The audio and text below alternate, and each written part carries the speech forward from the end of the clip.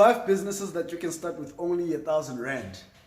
You see, I made videos, many videos in this channel, and one that is doing very well is where I spoke about businesses that you can start for only 500 rand. I actually made 2 of them, and one of them is doing really well, and I decided let me make another, but now we are leveling it up to 1,000 rands for people who want to make a little bit more money and maybe a little bit quicker than the businesses that are only 500 rand. And before we get into it, it's older brother Tsepo here in this channel. I speak about entrepreneurship and entrepreneurs mindset. I'm going to keep it short again in this video because I just want to give you the idea so that you can move on. And the first one actually comes from suggestions on Facebook and WhatsApp, because I actually asked this question online for businesses that other people would think they would start with only 1,000 rand, and that business is a nail bar. Speak of nail bar, like I did my nails here. I don't know, I forgot what this thing is called, but you know, they make your nails shiny. Personally, I do it so that I don't bite my nails. I recently relapsed. But a nail bar is a good business because it's in the beauty industry, and if you know a little about the beauty industry, you will know that with some things you need to constantly redo them. You need to constantly refurbish the look for you to keep on looking good. If you have a woman in your life, or you are a woman watching this and you do your nails, you will know that you probably do your nails twice a month. And if you've got more funds in your pocket, you do it once every week. I don't know, do they all do it like once every week? But just think about it that way. If you do your nails often and you know how to do nails, you could start a business in that industry as well. You know, just practice, get better, you know, get people that you can do nails for free, and eventually you will get clients. The second business is a lash bar. A lash bar is a business that also is in the beauty industry, and when it comes to lashes, I've seen so many ladies nowadays having lashes, some of them looking outlandish a little bit, you know, sort of like wings on their faces, but a lot of them also keep it simple and keep it nice and short. And you can start a business in the nail industry. I've seen people teaching other people how to do nails. I've seen people just starting how to do, lashes. I've seen people teaching other people how to do lashes, and I've seen others just literally starting and practicing on their own friends and family, and eventually starting to make a living. And in actual fact, here in Joburg, I've seen many salons where they're just dedicated to doing lashes. It was quite surprising to me that there's a whole shop dedicated to doing just lashes. But anyway, it is what it is. The third business is also still in the beauty industry, but now this is a bit more broad and it's more about grooming, and I'm going to include men in this one as well. And with that said, I'm going to say a barber shop or braiding. You can either become a barber man, a barber lady, or you can braid hair. This is both for men and women. Every other business also is for men and women, but your target market in this one will be mixed a little bit. The reason that grooming is a good business is because a person like myself, for example, I have to cut my hair twice a week for each scope. I pay 30 rand depending on who I go to. I go to 2 guys. I'm not one of those people that have just one person. I go to 2 guys. One charges me 30 rand, the other charges me 70 rand for each scope, and I have to do it twice a week. The reason I go to these people, it will depend on where I am at that time, where I need to do my hair, or on who is available, because they are both very busy guys. Sometimes I don't want to wait too long on the queue, so I will go to either one of them. But I have to go twice a week, and they've got other customers that have to go to them twice a week. So if you've got a clipper, you can start a business. Literally with just a clipper, you can start a business for you to cut people's hair. If you are in the township, you need a clipper, you need a stool, you need an apron. I don't know what that thing is called that they put around us. They just drape it around you and they start cutting. Practice on your own friends, practice on your own family members as well. This applies for the ladies. If you are braiding hair, practice on yourself. There are some that have practiced on themselves. You can practice on your friends, you can practice on your family members, and your business will grow from there. And before I move on to other ideas or suggestions for you to start with only 1,000 rand, think about it this way. If you start any of these businesses and you think it's sort of a small idea, what is sobe?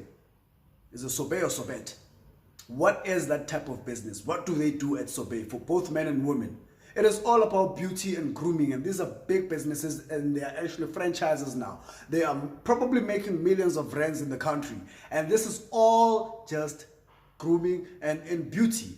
If you want to say, well, cutting hair is not going to allow me to make a good living, what is Legends Barber? What is the famous barber? What is Soweto Barber? These are barber shops where they cut hair from chisco to fade. I used to cut fade as well, to styling hair and all of that.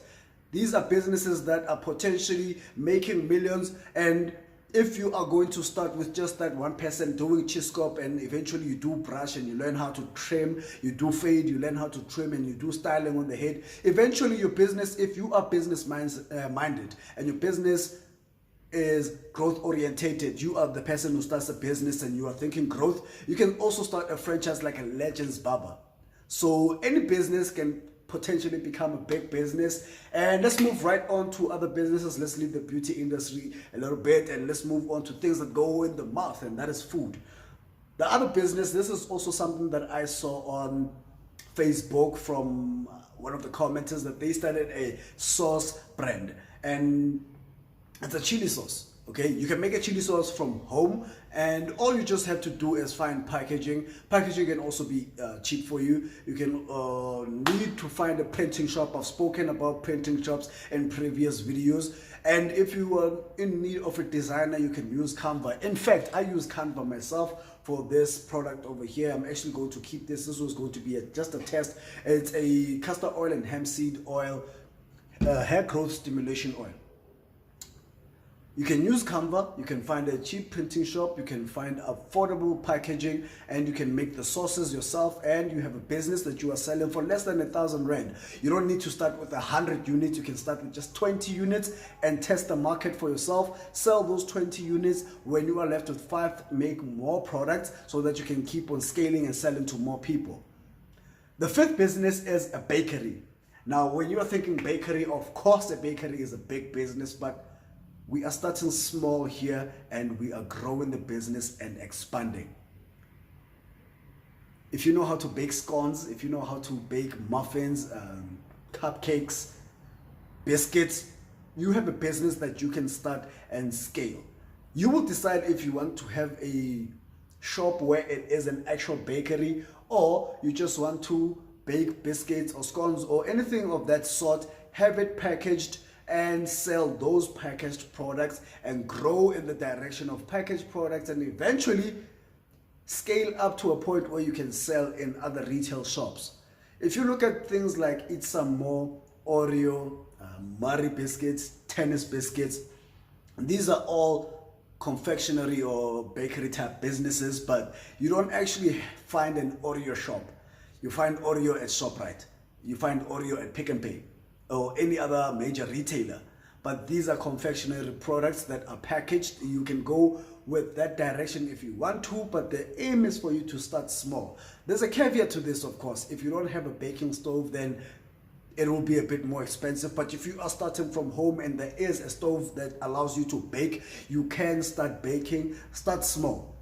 The idea is for you to start small and scale it up.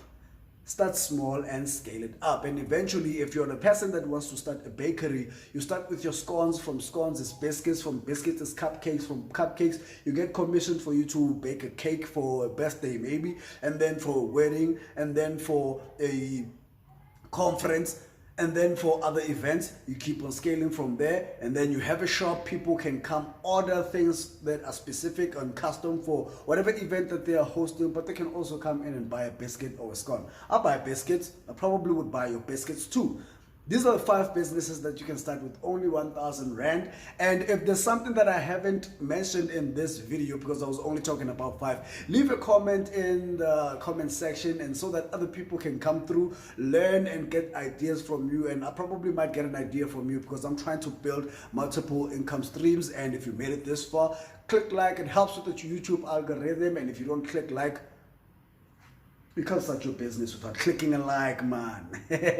And I appreciate you. See you in the next one.